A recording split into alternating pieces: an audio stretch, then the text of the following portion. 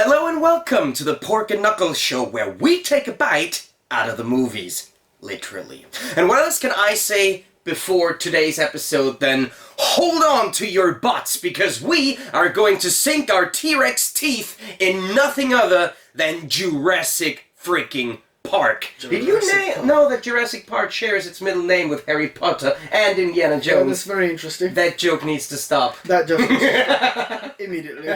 Please comment below to let him know that you need to stop this. But I've been telling him, he's not listening. Do you know where this comes from, what I just said, the hold on to your butts line? That is actually a quote from Jurassic Park, uttered by none other than the most incredible human being who ever graced the screen, Samuel L. Jackson. You want quotes? Yes, give me I'll quotes. give you a quote. Give me one. We are out of a job. Don't you mean extinct? That's good. And it was in the movie, and the extinct part came from, I think it was the CGI robot designers, one of the techies, and when they finished the project, he said, Spielberg, I think, was talking, yeah, you're out of a job, and he's like, don't you mean extinct? And then it was so good. It was so good. He put it in the movie, and it just like, yeah, it was superb. Like, yeah, so that's a quote. And speaking of other quotes, I heard that Michael Crichton said John Hammond was intended to be a dark Walt Disney. But looking back at the history, I think Walt Disney was the dark Walt Disney. But come on, not even a giggle. Please continue. Okay. No, that was it. No, but going back to the book, actually, do you remember this Mr. DNA sequence, this stupid little cartoon that was put in the movie? Yes, so mosquito DNA and frog DNA made dinosaurs. But female dinosaurs. So this is a very postmodern movie. You've got a vegetarian, all female dinosaurs, electric cars, so maybe that's where Tesla started. We don't know. We'll ask Elon Musk. Yes, so you were watching Jurassic Park and, electric cars, cool. That's a good idea. That's a great idea. Let's make this. Let's make this, sweet. And but did you know that tech companies, they really, because all the people working in tech companies, of course, are enormous geeks, so that is certain gadgets that we have right now at the moment were really crafted after ideas from movies, series possibly. Like Star Trek or something. Possibly. It could well be. I mean, first, I found Jurassic Park I liked the setting. Yeah. The explanation, the lake scene where all of the dinos came in, superb. That was such a great scene, very mesmerizing. And then the biggest surprise, I did not know Samuel L. Jackson was in the movie. When I first saw it on the screen, I was watching with my wife. I'm like, that's Samuel L. Jackson. She's like, no. I said, no, that's Samuel. That is him. And then that was him. I was just like, what is he doing in the movie? Being awesome. Being awesome, of course. The same thing that he does in everything that he's in. But what I wanted to say with the Mr. DNA cartoon is that this was actually the idea of condensing most of Michael Crichton's page-long exposition into just a very short scene. To have all these backgrounds in there.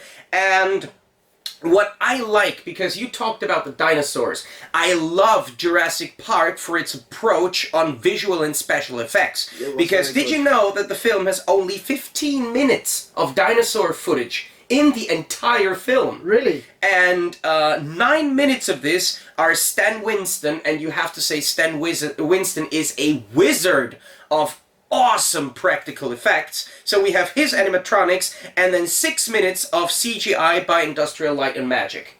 Cool. That's 9 minutes of real stuff and 6 minutes of CGI. And this, I think, is where this movie succeeds the most, because it, like the old Indiana Jones films, it gives you the feeling that you are really there. You're by mostly having CGI shots from as far away as possible, where the dinos are really well integrated into the background, but every close-up is a practical effect. Every clear shot is really there. And this leads me over to why the sequels failed so hard. But I actually liked Lost World more than the first one. Really? Yes, I liked it more. No. Actually. Yeah, no, really, I did. I thought the first one was okay.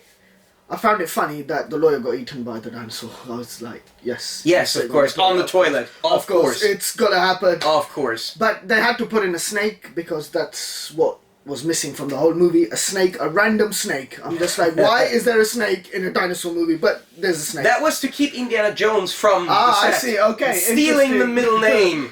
No, but the thing is, I didn't like the second one that much because it is such a stupid premise to continue this saga. It's, for me, it's almost the stupidest way to continue the story. And also, I didn't like this scene where they went to go look for Sarah, and it was Jeff Goldblum's Sarah, Sarah, Sarah. That reminded me of this one scene in the PS4 game Heavy Rain that was also heavily spoofed for just the character walking around shouting a name. Okay.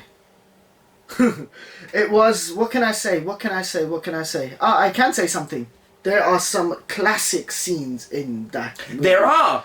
The T-Rex in the tent looking around. That is such a superb scene. Wow, what a great scene. I really, really like that scene. Yes, it was cool. Okay, no, I found, especially the special effects on the second one, they went so far to include more CGI, and therefore the effects look less good and more fake than in the first movie, and it could put me out of the immersion, kinda, and it was boring. Scenes were good. I think the storyline was quite rubbish. Yeah, certain scenes were really good and iconic, but the very, movie very as a whole was a drag. Little bit. At the start, it didn't start as quickly. Yeah. I just thought, come on, we're waiting. And, yeah. Oh, was that Jeff Bezos in the movie, the bald guy? I don't know. Is it Jeff? I don't know, but you tell me. I have no idea. Why did the dinosaur eat him?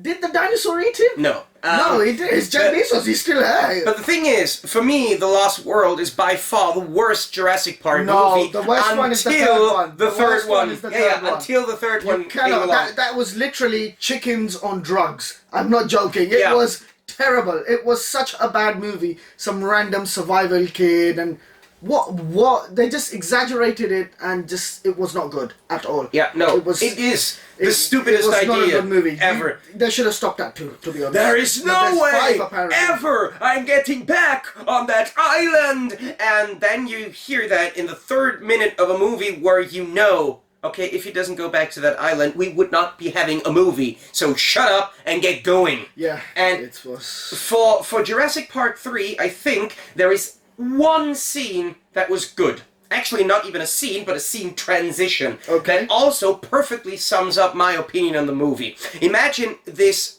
stupid opening sequence of the little girl who is not scared by drugged up chickens on legs. No, not at all. And then she gets eaten. Actually, Steven Spielberg killed a kid. I mean, off screen, but he did.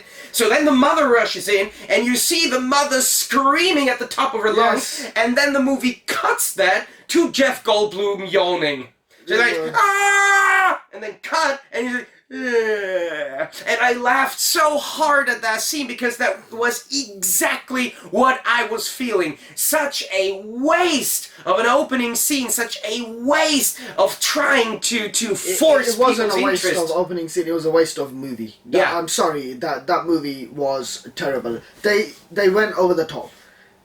Yes, you go over the top with movies, and you make it better. But this one, they just wanted to produce another Jurassic Park just so they could make more money. And it's just like, not cool. Personally, I really like William H. Macy as an actor, and also Vince Vaughn is kind of cool in this film, but did you know that the film has so many action sequences that are just borrowed from the first two Jurassic Park movies? They were in their original script. Some of these scenes were even storyboarded because they were cut from the first two movies out of budgetary reasons, but they kept the storyboards, they kept the ideas, and put scenes like in the Pterodon and the riverboat sequences then into the third film. Spinosaurus aegypticus. That was one of the names that made me chuckle. I was just like, why. Yeah, why is it an Egyptian dinosaur? I was just like, well, what's the connection here? And on that note, I think we've had enough of Jurassic Park. We've had enough of this, yes. Yes. Because movies have already told us that the pyramids were built by aliens, so now they are suggesting it's alien dinosaurs with crystal skulls in a universe devised by Steven Spielberg. That is enough stupid to handle for one day. Yes, it is. Thank you very much for watching. Please like, subscribe, leave a comment below. Let us know if it's Elon Musk who was inspired. Elon Musk, let us know whether you were inspired. Oh, Jeff Bezos, this is to you. Yeah. Were you in the movie? Were you in the movie? Were you eaten, and if not, why? Why? No. And most importantly, please check back on our channel next Saturday for a brand new, brilliant episode of Drivel. We'll see you. Take care.